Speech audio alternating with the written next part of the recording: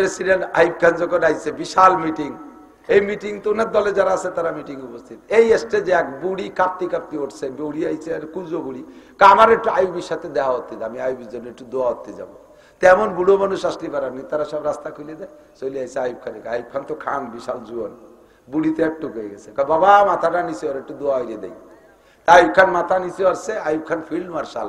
Field marshal কাকে বলে? যেই সেনা প্রধান বড় বড় 3টে যুদ্ধে বিজয়ী লাভ করে সে হয় ফিল্ড মার্শাল। ওইদিকে 2 পাকিস্তানের প্রেসিডেন্ট, এর চাইতে বড় পদ কি আর এই 2 পাকিস্তানের মধ্যে আছে নাকি?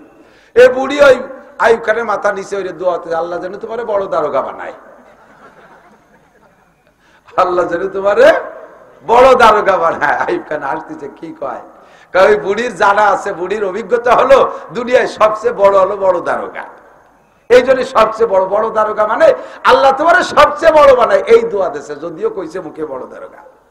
আল্লাহ আমাদের যদি এমন খলিফাতুল মুসলিমিনের ব্যবস্থা করে দাও, বলেন আমিন, জোরে বলেন না আমিন।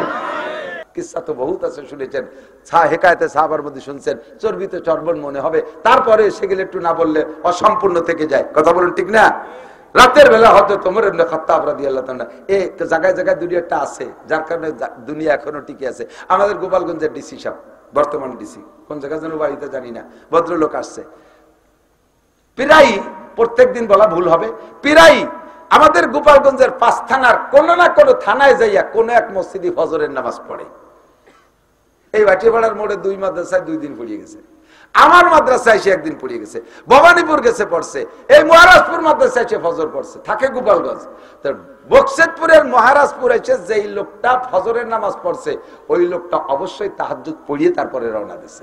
DC DC DC district in-charge, district commissioner, ডিস্ট্রিক্টের সবচেয়ে বড় অফিসার আমার গোপালগঞ্জের।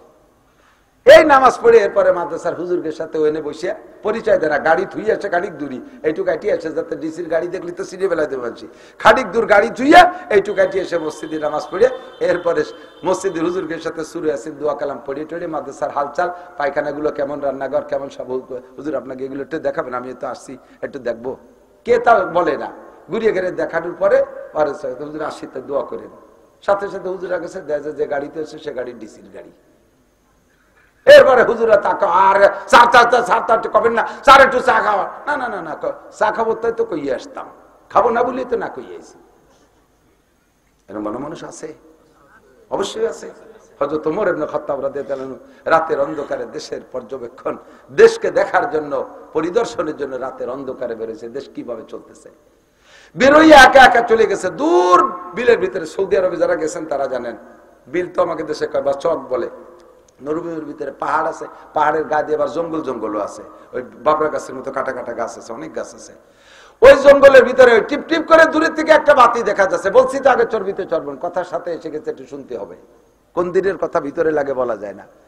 তো দূর থেকে দেখছে সে টিপ টিপ করে বাতি জ্বলতেছে। উনি চিন্তা করলেন এইরকম ফাঁকা জায়গায় তো বাতি থাকার কথা না। তো 2 ধরনের বাতি হতে পারে, হয়তো কোনো দুষ্কৃতী চোর ডাকাতদের বাতি, তারা ওখানে বসে বসে কিছু করতেছে, অথবা কোনো চরিত্রহীন মহিলা ওখানে ঘরবাড়ি বানায় টানায় কেন অন্যায় টন্যায় করে। তো দেখতে হবে, আমার দেশ, আমার খবর নিতে হবে। ওখানে চলে গেছে আস্তে আস্তে, যাইতে যাইতে দেখে যে সত্যি বেড়ার ফাঁক দিয়ে কি বলে, সত্যি বেড়ার ফাঁক না, এটা হলো ক্লিয়ার জায়গা, এখানে আগুন জ্বলতেছে। উনি কাছে যাইয়া একটু পর্দার সাথে একটু দূরে থেকে বলতে দেখে যে একটা মহিলা ছোট ছোট 2-3 বাচ্চা, এই বাচ্চাগুলো নিয়ে কান্নাকাটি করতেছে বাচ্চারা, আর এই মহিলা চুলোয় জাল দিচ্ছে টাড়িতে। দূরের থেকে বলছে, মা কি করতেছেন, আমি কি একটু কাছে আসতে পারি? কয় না, থাকেন, দূরে থাকেন। কি করতেছেন? কয় যে বাচ্চাদের জন্য কিছু রান্না বান্না করতেছি। কি রান্নতেছেন? কয় যে তা বলা যাবে না, কি রান্নতেছি। আল্লাহ, একটু পরে বলবো। হযরত ওমর দূরে সরে রয়েছে। এই রান্না কিছুক্ষণ জাল দিতে দিতে বাচ্চারা খেলাধুলা কান্নাকাটি করতে করতে করতে করতে ঘুমাই গেছে। এরপরে বলতেছে, কিছুই রান্না করতেছি না, এই হাড়ির ভিতরে পানি জাল দিচ্ছি। বাচ্চারা সারাদিন না খাওয়া, এখনো না খাওয়া, খাবারের কোনো ব্যবস্থা নাই।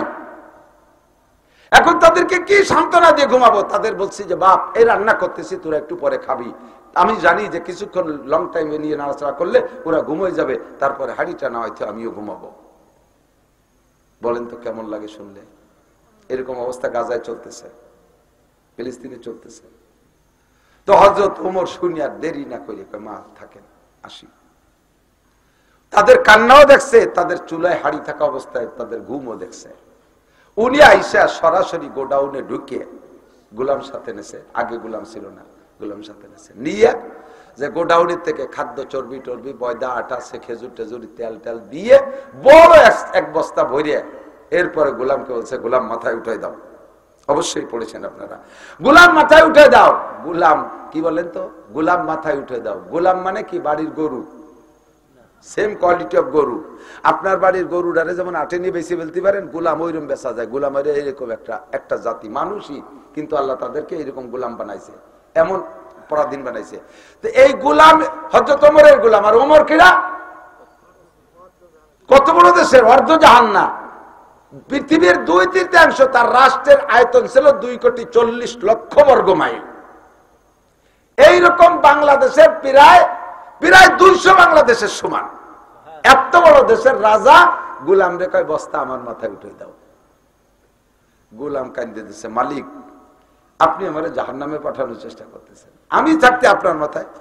হযরত ওমর বলে, না গোলাম, তুমি তো এদেশের রাজা না, এদেশের মানুষের দায়িত্ব তোমার হাতে না, তোমার জিম্মায় না, এটা আমার জিম্মায়। আল্লাহ আমাকে খলিফাতুল মুসলিমিন বানাইছে। আমার এই রাষ্ট্রের ভিতরে কোন জায়গায় একটা কুত্তাও যদি না খেয়ে মারে, তাহলে কিয়ামতের জবাব আমাকে দেয়া লাগবে গোলাম, তোমাকে দেয়া লাগবে না। আমি সচক্ষে যা দেখে আসছি তার খেদমত আমাকেই করতে হবে। বোঝা উঠাই দাও। আর নয় তুমি বলো যে কিয়ামতের ময়দানে এই সমস্ত প্রশ্নের জবাব তুমি দিয়ে দিবা, আমার পক্ষ থেকে দায়িত্ব নাও। গোলাম কয় না, তা কি সম্ভব নাকি? তা যদি সম্ভব নয়, বস্তা বওয়া সম্ভব না, উঠে দে।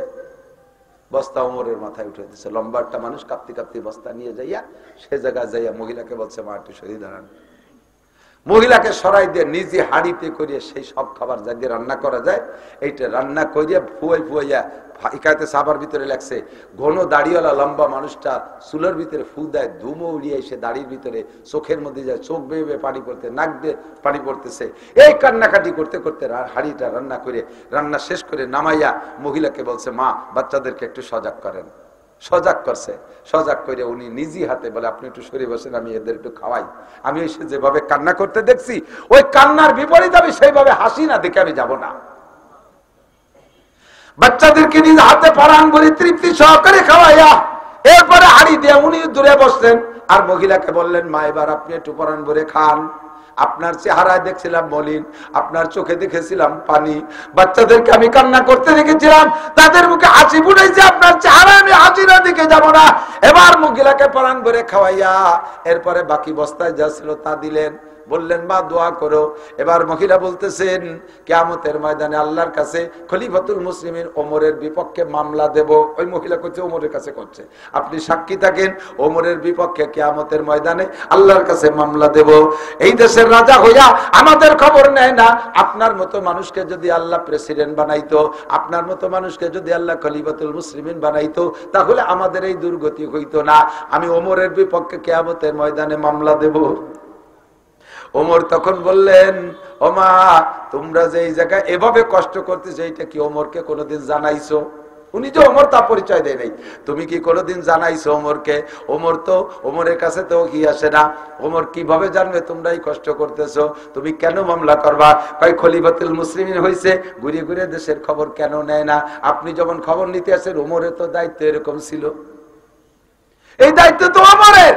ওমর আসে নাই, আপনি আসছেন, আল্লাহ যেন আপনারা খলিফাতুল মুসলিমিন বানায়। বলেন না আমিন। আমিন তো আগে হয়েই রয়েছে। তো হযরত ওমর বললেন, এই পাকিস্তানের প্রেসিডেন্ট আইয়ুব খান বাংলাদেশে বলে আইছে, একটু দোয়া করতে, তাই কইতেছে। এসে গেল তোর দালিল বাপ, বাড়িটা মেলবে না। তোর প্রেসিডেন্ট আইয়ুব খান যখন আইছে, বিশাল মিটিং, এই মিটিং তো ওনার দলে যারা আছে তারা মিটিং উপস্থিত। এই স্টেজে এক বুড়ি কাঁপতে কাঁপতে উঠছে, বুড়ি আইছে, আর কুজো বুড়ি, আমার একটু আইয়ুবের সাথে দেখা হতে, আমি আইয়ুবের জন্য একটু দোয়া হতে যাবো। তেমন বুড়ো মানুষ আসতে পারেনি, তারা সব রাস্তা খুলে দেয়, চলে আসে আইয়ুব খানে। আইয়ুব খান তো খান, বিশাল জুয়ান, বুড়িতে একটু হয়ে গেছে, বাবা মাথাটা নিচে ওর একটু দোয়া হয়ে দেয়। তা আইয়ুব খান মাথা নিচে আসছে। Ayub Khan field marshal. Field marshal কাকে বলে? যেই সেনা প্রধান বড় বড় 3টে যুদ্ধে বিজয়ী লাভ করে, সে হয় ফিল্ড মার্শাল। ওইদিকে 2 পাকিস্তানের প্রেসিডেন্ট, এর চাইতে বড় পদ কি আর এই 2 পাকিস্তানের মধ্যে আছে নাকি? এই বুড়ি ওই আইয়ুব খানের মাথা নিচে ওই দোয়াতে, আল্লাহ যেন তোমার বড় দারোগা বানায়, আল্লাহ যেন তোমার বড় দারোগা বানায়। আইয়ুব খান হাসতেছে, কি কয়? কারণ ওই বুড়ির জানা আছে, বুড়ির অভিজ্ঞতা হলো দুনিয়ায় সবচেয়ে বড় হলো বড় দারোগা। এই জন্য সবচেয়ে বড় বড় দারোগা মানে আল্লাহ তোমার সবচেয়ে বড় বানায়, এই দোয়া দেশে যদিও কইছে মুখে বড় দারোগা। আল্লাহ আমাদের যদি এমন খলিফাতুল মুসলিমিনের ব্যবস্থা করে দাও, বলেন আমিন, জোরে বলেন না আমিন।